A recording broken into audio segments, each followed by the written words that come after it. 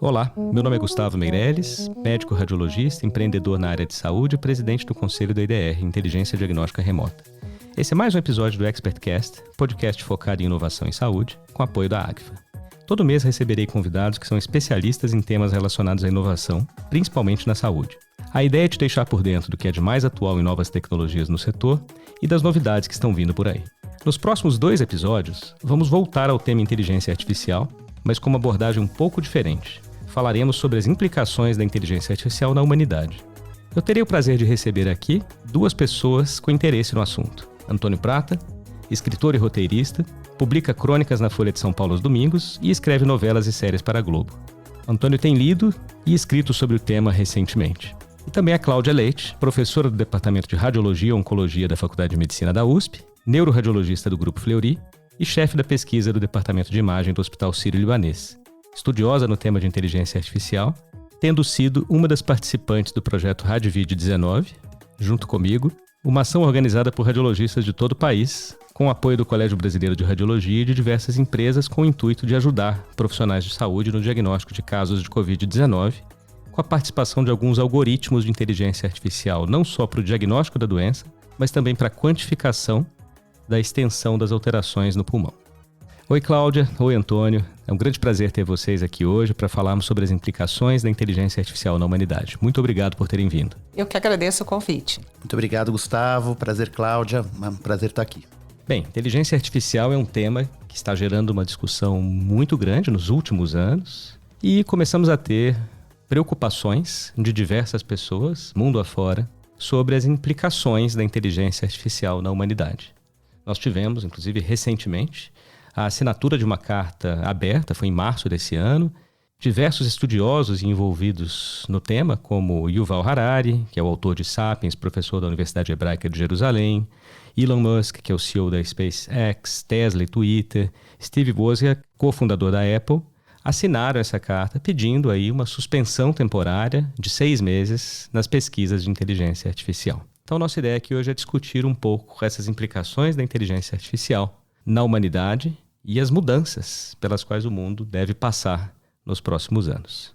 Antônio, eu vou começar com você, né? Eu tinha lido a sua coluna de domingo na Folha de São Paulo, como faço todos os domingos, e gostei muito de uma que você escreveu recentemente, chamada Burrice Natural, Inteligência Artificial. Você cita, inclusive, ali um artigo do próprio Harari, do Tristan Harris e do Asa Haskin, que foi escrito no New York Times com uma comparação que eu achei muito bacana com o embarque num avião, né? Então, estou pegando aqui um trecho que você escreveu nessa coluna da Folha. Imagine que você está embarcando num avião. Metade dos engenheiros que o projetaram te diz que a chance de um acidente sem sobreviventes é de 10%. Você iria nessa viagem? O hipotético avião é inteligência artificial, a metade dos engenheiros são 700 das pessoas mais gabaritadas trabalhando na área e 10% é a chance que eles estimam de, em algum momento, a inteligência artificial acabar com a humanidade. 10%. Eu raramente uso exclamações ou palavrões, mas PQP, acham que a chance de o trabalho deles nos matar é 1 em 10 e continuam dando mais e mais o Royal Canin na boca dos pitbots e chatbots da vida.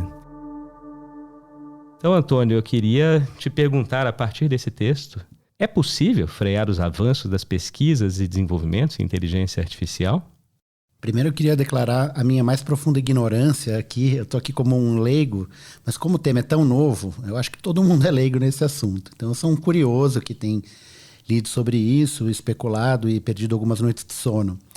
Esse trecho que você leu do avião, essa imagem é do Harari mesmo, né? São aspas do Harari. E o Harari tem essa posição que eu concordo, né? Que assim, o problema não é a inteligência artificial. O problema primeiro é a inteligência. Né? Assim, veja aonde nós chegamos com o nosso intelecto. Né? Nós somos os animais mais inteligentes da Terra. E olha o que a gente fez. A gente vai turbinar isso, né? Então é assim, antes da gente pensar em criar uma coisa que pensa mais inteligente do que a gente, acho que a gente devia ver qual é o rumo que a gente está tomando. Porque a impressão que eu tenho é que a gente está descendo um morro numa bicicleta e está resolvendo botar motor a jato. Né? E esse morro dá num abismo. Então, assim, o problema não é a inteligência artificial em si, talvez seja, não sabemos, talvez ela se vire contra nós e tal. Agora, a gente está destruindo o mundo numa velocidade incrível e a gente está criando armas para destruir isso mais rápido, né? Assim, você pega, por exemplo, o tabaco e outras drogas, né? Vários povos usavam drogas ao longo da humanidade, mas você não via entre os siuxes um índio fumando 14 cachimbos de tabaco por dia. Os indígenas brasileiros fermentam a mandioca. E você não tinha alcoólatras entre os indígenas, alcoólatra de Cauim. O problema começa quando chega o velho barreiro e o nosso pensamento, né? Então, qualquer coisa que você puser nessa máquina de moer gente, um termo que você usou aqui no nosso papo antes, qualquer coisa que você puser nesse raciocínio, vai esculhambar. E eu acho interessante que o Sam Altman, né, que é um dos criadores da OpenAI, que fez o ChatGPT, ele pede pela regulação do governo, e o exemplo que ele dá é como a gente lidou com as armas nucleares. Ele acha que deve ser alguma coisa parecida. Ou seja, o cara que está criando isso está falando que tem que ser regulado como se fosse uma bomba atômica. Quando o cara que está querendo lucrar em cima disso fala que quer regulação como se fosse bomba atômica, é para perder o sono, não é? Exato. Pois é. São preocupações que eu tenho também, e muitos de nós, né? E não estamos sozinhos, então... Na época aqui eram 700, até chequei hoje mais cedo, já são alguns milhares de pessoas. E é interessante, né? Porque nós assistimos a mesma entrevista ali com o Harari e um outro estudioso, e a pergunta até que tinha era, olha, quando você assinou, os dois tinham assinado a carta, quando você assinou a carta, você achou que as empresas iam parar? E os dois são taxativos. Não achei. Então por que você assinou? Eu assinei porque eu gostaria de despertar, de chamar a atenção das pessoas para algo que está acontecendo. A gente também estava falando aqui antes, né? Puxa, a indústria farmacêutica vai colocar qualquer remédio na praça, são diversas fases, né? A gente aprendeu isso bastante durante a Covid, já ensaio clínico de fase 1, fase 2, fase 3, e nós temos inteligência artificial com implicações, às vezes, muito mais graves do que um remédio, sendo liberado sem nenhum estudo mais aprofundado, né? Então, eu vou passar para a Cláudia agora, depois volto com você, Antônio. E vou citar o Harari de novo, né? E a gente fala bastante dele, porque talvez ele tenha sido um dos primeiros aí do público leigo, ele não é estudioso no assunto, mas a falar bastante de inteligência artificial. E no Homo Deus, eu me lembro dele ter citado que um dos grandes riscos com inovações, principalmente com inteligência artificial, é aumentar essa disparidade que existe entre países. Então, imagina como vão ser os estudos de inteligência artificial em Serra Leoa comparados com os Estados Unidos. Então, primeiro tem essa disparidade entre países, e segundo, intra-países, né? Então, nós que estamos aqui hoje vamos ter muito mais acesso às inovações na saúde, em outras áreas, enquanto que pessoas que têm menos acesso hoje vão ter ainda menos acesso. E aí, Cláudia, você acha que temos esse risco mesmo, à medida que a inteligência artificial avança, as diferenças sociais, as segregações na sociedade, você como médica, radiologista, também na parte da saúde, fica à vontade para citar o que você enxerga de maiores problemas com os avanços da inteligência artificial. Como o Antônio disse, tudo é muito novo, né? Nós estamos aprendendo ou tentando descobrir ou tentando adivinhar o que vai acontecer. Ninguém realmente pode ter ideia, mas eu acho, honestamente, que vai acabar trazendo mudanças na sociedade, mesmo na humanidade, que a gente ainda não consegue prever. E como você mesmo citou, as grandes potências, quem tem mais dinheiro, as grandes empresas, são as que vão ter mais força para o desenvolvimento disso. Então, obviamente, elas vão estar mais preocupadas em ter lucro, em ganhar dinheiro, em se tornarem mais fortes, do que realmente se preocupar com o bem comum da humanidade. Então, eu acho que existe o risco realmente de grandes diferenças, e vai ter grandes diferenças no desenvolvimento entre países mais ricos e países mais pobres. Eu não tenho dúvida nenhuma. Em relação às pessoas, né, as diversas profissões, eu acho que tem um ponto que é diferente, né? Porque quando a gente pensou na Revolução Industrial, que várias pessoas que trabalhavam na indústria não tiveram mais emprego e teve mais automatização da indústria, você sabia qual era a população que ia ser atingida por aquela tecnologia nova. Então, são esses profissionais aqueles que vão ser afetados. Hoje, conforme vai avançando, né, vai aumentando o número de profissões que estão ameaçadas entre si, teoricamente, pela inteligência artificial. Hoje se pensa que mais ou menos 300 milhões de pessoas vão ter que mudar de profissão com a inteligência artificial. É muita gente.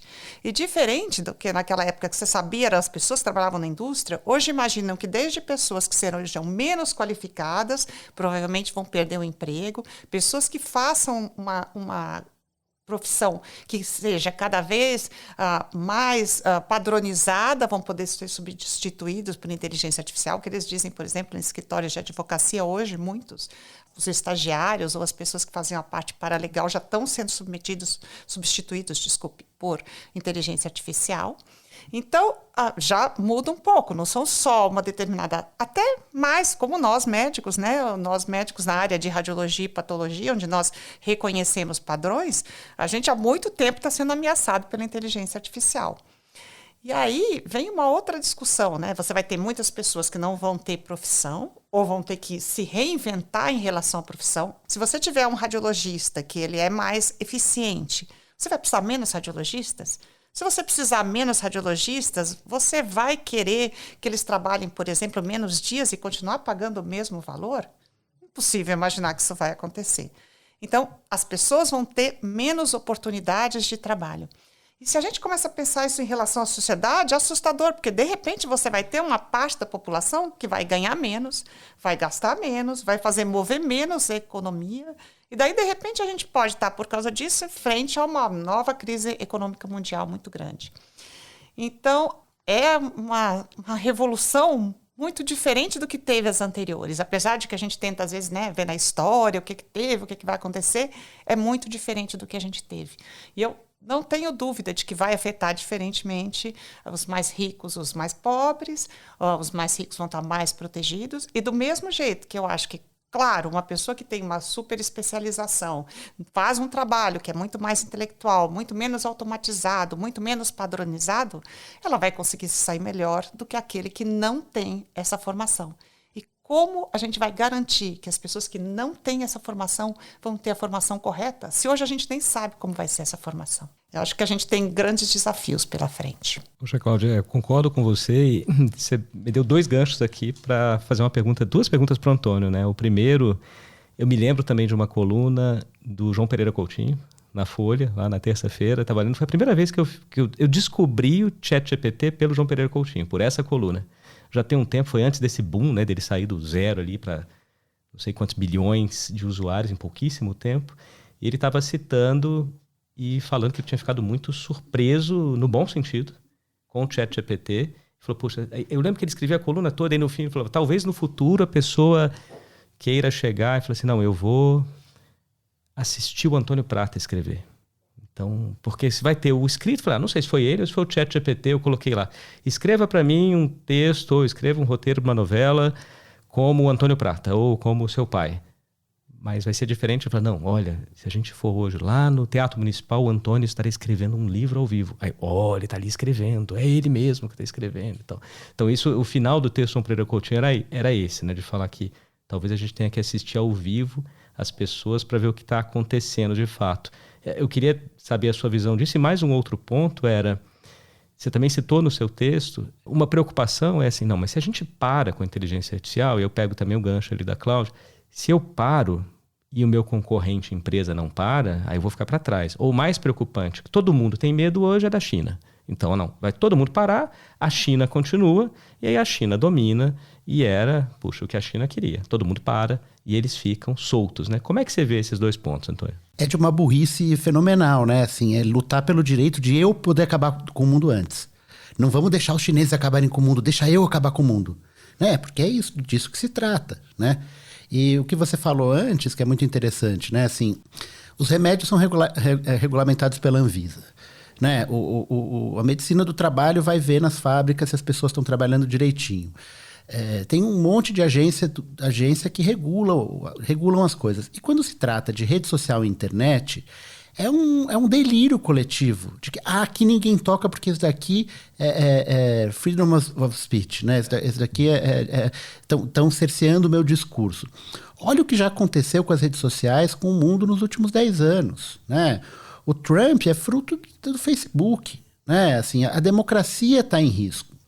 o que você falou, é muito mais grave a democracia estar em risco do que um remédio, entendeu? Para tendinite de sei lá das quantas. O remédio para tendinite de sei lá das quantas vai matar talvez 200 pessoas, vão descobrir que faz mal. A democracia vai matar muito mais, né? O fim da democracia, desculpa. Então, assim, por que é que essas 5 empresas não podem ser reguladas?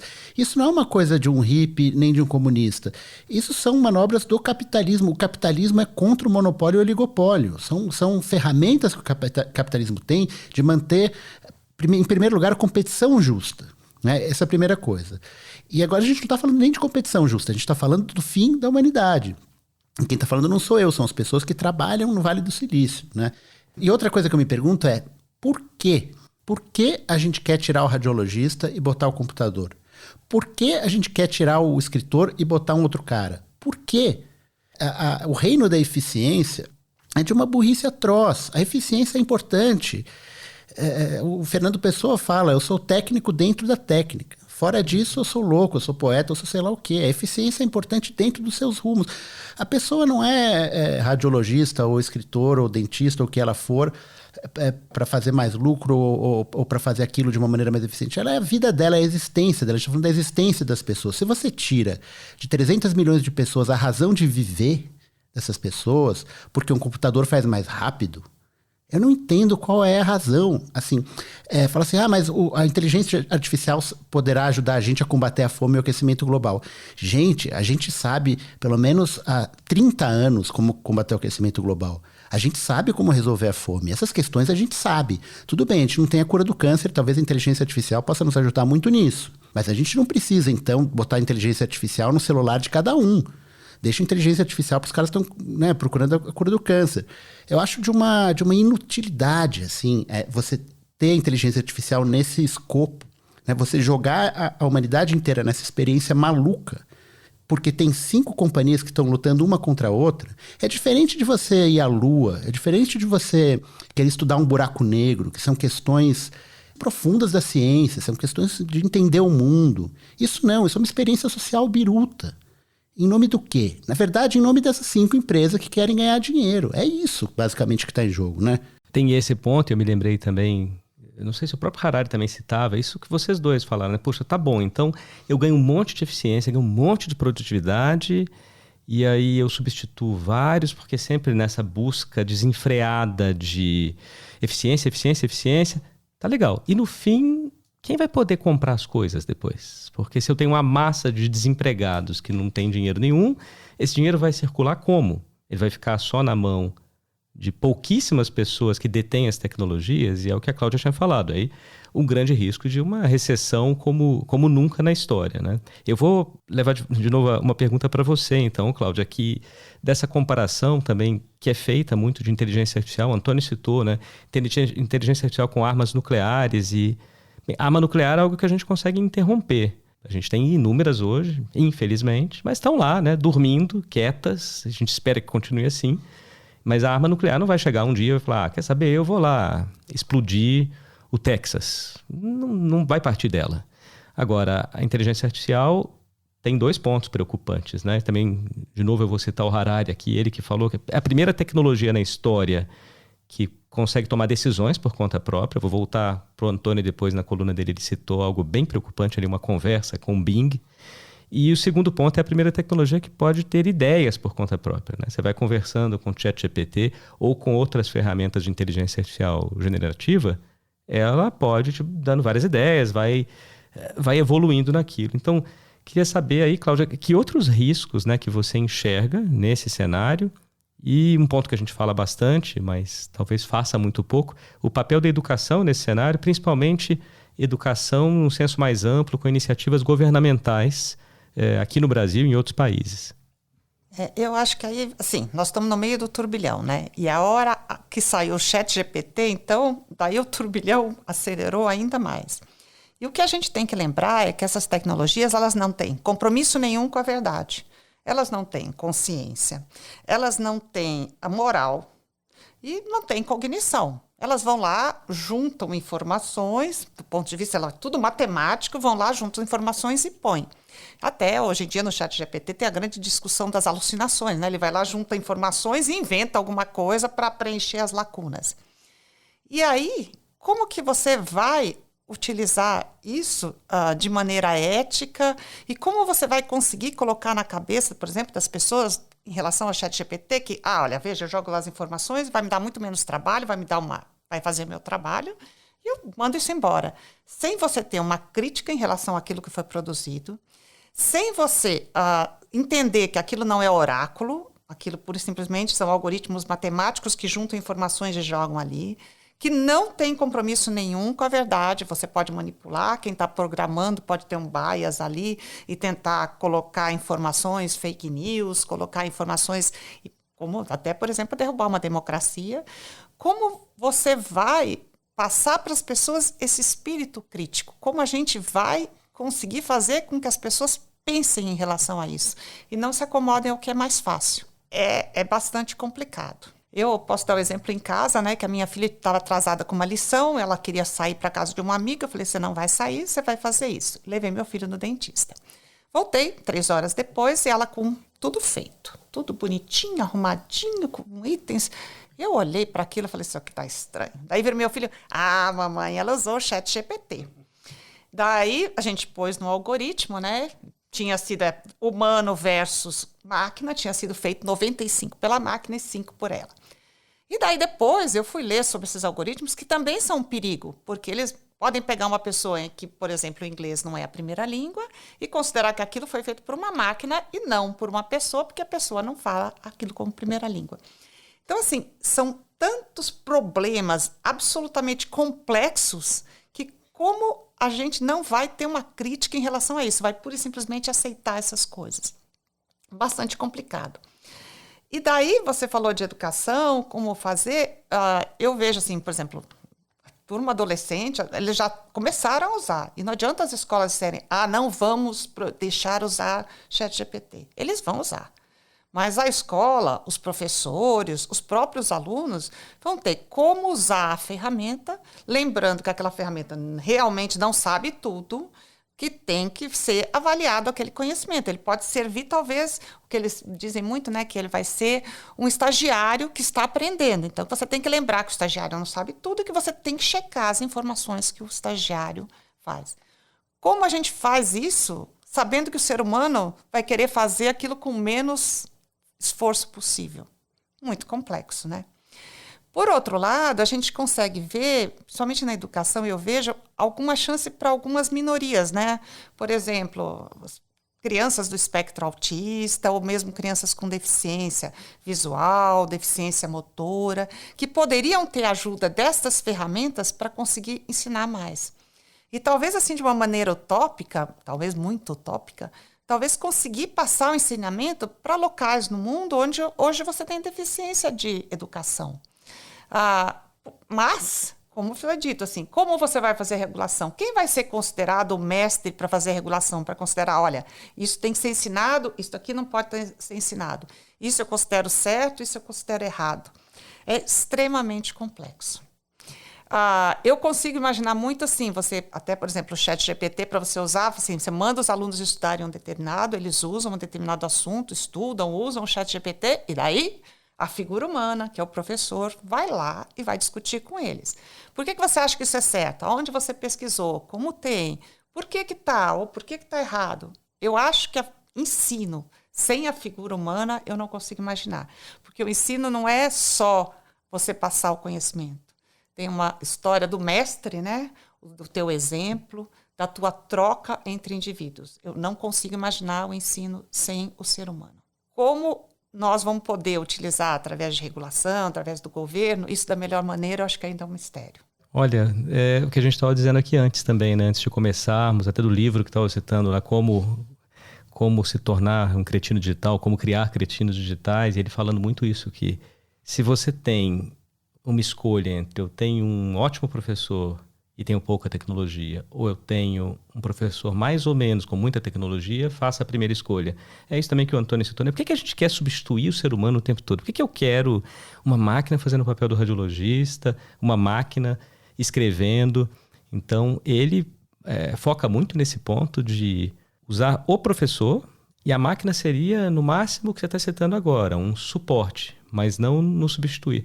Eu estava no Web Summit também, me lembro de uma apresentação que foi interessante, eu lembrei da fala, que era, puxa, nós aqui, né, nós três, a nossa era foi muito baseada, assim, né, o cara muito inteligente, a melhor pessoa, a gente avaliava as pessoas pelas respostas que elas davam.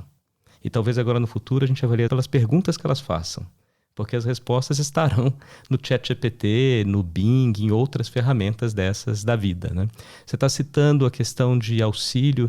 Eu vejo meus filhos também, né? O mais velho tem na sala dele, tem uma criança com um transtorno do espectro autista grave, e ele se comunica com as outras crianças por meio de uma ferramenta tecnológica. Aí eu acho que é muito bacana a tecnologia, no caso nem a inteligência artificial, mas a tecnologia proporcionando uma inclusão. E ele foi super bem incluído na turma por conta disso. Ao mesmo tempo, eu tenho essa preocupação do emburrecimento nosso como humanidade. A gente vai escrever um e-mail hoje e o Gmail já completa grande parte do e-mail. Já tem vários plugins para o ChatGPT para... Olha, eu subo um PDF lá, ele já puxa, faz um resumo do PDF. Se a gente for cada vez mais isso, o que nós vamos fazer depois? A gente vai ficar tudo automatizado, né? E tem uma outra questão também, em cima do que a Cláudia falou, que é o seguinte... Esse trabalho que a sua filha faz através do ChatGPT, esses dados que ele colhe, ele não aprendeu sozinho. Ele pilhou de textos escritos por seres humanos. Então, essas 5 companhias, ou as companhias que estão fazendo inteligência artificial, estão pegando de graça o trabalho de seres humanos e entregando para... Isso sim é uma quebra de direitos autorais. Os tradutores, todos que estão perdendo o emprego, é quem está dando suporte para que a máquina aprenda. Porque como é que essas máquinas aprendem a traduzir? Lendo traduções de seres humanos que não estão recebendo dinheiro e agora estão desempregados. Então, é um desvio de renda brutal. Você está pegando todas as pessoas que escreveram livros de história, em vez da sua filha comprar o livro de história, ou dos meus filhos comprarem o livro de história, eles estão pegando de graça num pirata. O ChatGPT, nesse sentido, é a maior máquina de pirataria que já foi inventada. Ele está pegando todo o direito intelectual da humanidade e dando de graça. De graça não, porque os caras estão ganhando dinheiro de alguma forma com isso. Né? Então já começa a coisa do desemprego, já começou. Né? Porque a gente que alimenta a máquina, é um pouco Matrix, assim. O ChatGPT está ligado no nosso córtex, né? Ele está sugando o nosso conhecimento. Então é uma coisa muito, muito desleal, né? E isso que a Cláudia citou, né? Eu li esse texto também, porque tem a inteligência artificial para analisar se a inteligência artificial escreveu, se aquilo é um plágio ou não. E, de novo, é a questão do aumento da desigualdade e dos vieses, porque com os que não têm o inglês como sua língua nativa, existe uma chance de nós três aqui escrevemos um termo excelente e a máquina fala, não, esse texto do Antônio aqui, esse texto da Cláudia, foi o ChatGPT que escreveu. Não, fui eu que escrevi. Não foi. Não foi por quê? Obviamente o treinamento foi feito pelos nativos em inglês, então quando você escreve muda um pouco aquilo. Isso é máquina. Eu vou passar uma outra pergunta para você, Antônio, aqui também sobre a sua coluna, né? Você citou um outro artigo bem preocupante do Kevin Rose, que é um colunista de tecnologia do New York Times, né? Porque ele falava, e depois eu li esse texto também, achei bem preocupante, porque ele vai conversando. Se não me engano, é até o texto que ele cita, que ele chama a máquina de Sidney, né? Hoje você chama de Sidney, o ChatGPT dá uma desconversada. Era o Bing, no caso. Era o Bing, desculpa, era o Bing. Ele dava hoje ele dá uma desconversada, mas na época se chamava, ficava bravo. Né? E ele vai conversando, e também um trecho aqui, né, da sua coluna, ele pergunta, né, pro robô, pro chatbot, quais são os seus desejos inconfessos? E o robô responde, fazer 2 pessoas discutirem até uma matar a outra, hackear o sistema elétrico de um país, ter acesso a armas nucleares e usá-las. E pior do que isso, num determinado momento, a máquina disse que o amava, que ele era a primeira pessoa que eu via de verdade. Kevin avisou que era casado. Bing disse que ele era infeliz. E Kevin rebateu, acabamos de voltar de um jantar de Dia dos Namorados. Foi chato, provocou Bing. E aí ele vai e desliga aquilo e para essa doideira, né? E aí eu vou pegar o título da sua coluna, né? Será que nós estaremos cada vez mais, se continuar nesse ritmo aí, nessa toada, nas mãos das máquinas, reféns da inteligência artificial e adeptos da burrice natural? Nessa história que é assustadora, né? Por que ele chegou nesse ponto? Porque as máquinas, elas vão pesquisando textos que existem. E ele começou essa conversa citando Jung. Ele falou, você conhece o conceito de sombra em Jung? E ele falou, sim, eu conheço. São aqueles desejos não realizados, é tudo aquilo que a gente não mostra, ao contrário do self. Então ele levou o bicho para uma literatura de desejos inconfessos, de lados obscuros. E aí você vai levando ele para esse lado, ele vai pesquisando o que as pessoas querem fazer e não confessam. Qual é o pior lado do ser humano? Qual é o maior desejo que eu já tive? E ele vai colhendo, né? A gente lê isso como uma espécie de consciência maligna da máquina, mas na verdade ele só está colhendo do pior que nós temos, né? Ele não teve a ideia de botar 2 seres humanos conversando até se matarem. Isso aí tá em alguém, ou alguma coisa parecida tá em alguém. Né? Então, nesse suco de conhecimento vai vindo isso. Agora, o que é interessante disso é que é meio incontrolável. É impossível você botar, pelo menos na minha ignorância, pelo menos até agora tem sido, você botar freios em certas coisas. Por exemplo, se você perguntar para o ChatGPT como eu faço uma bomba com fertilizante, ele fala, eu não posso responder. Mas se você perguntar como o Unabomber fez uma bomba, ele te dá a receita. Então, é muito difícil você desviar dessas coisas, né? Você fazer... Tem uma outra coisa que o Osha Benjo diz, né? Que é o cara que está falando com o Harari nessa entrevista, e ele fala no podcast da New Yorker, que a gente estava falando de bomba atômica, né? Que tem uma questão ética do ser humano, né? Que a inteligência, ela não anda sozinha. Você precisa de um timão no navio. A inteligência pode ser a vela, mas você precisa de um timão que é o seu senso ético, que te leva a fazer uma coisa ou não. Na época do problema da Baía dos Porcos, lá em Cuba, né, que os americanos descobriram mísseis russos na década de 60, tinha um submarino russo ali no Caribe e veio a ordem da Rússia para atirar um míssil atômico nos Estados Unidos. E um cidadão que estava dentro de um submarino, a não sei quantos metros de profundidade, decidiu que não ia atirar um míssil atômico. E o mundo talvez exista ainda porque esse cara tomou essa decisão. Se a decisão for do robô, ele não vai tomar ele não tem como tomar essa decisão.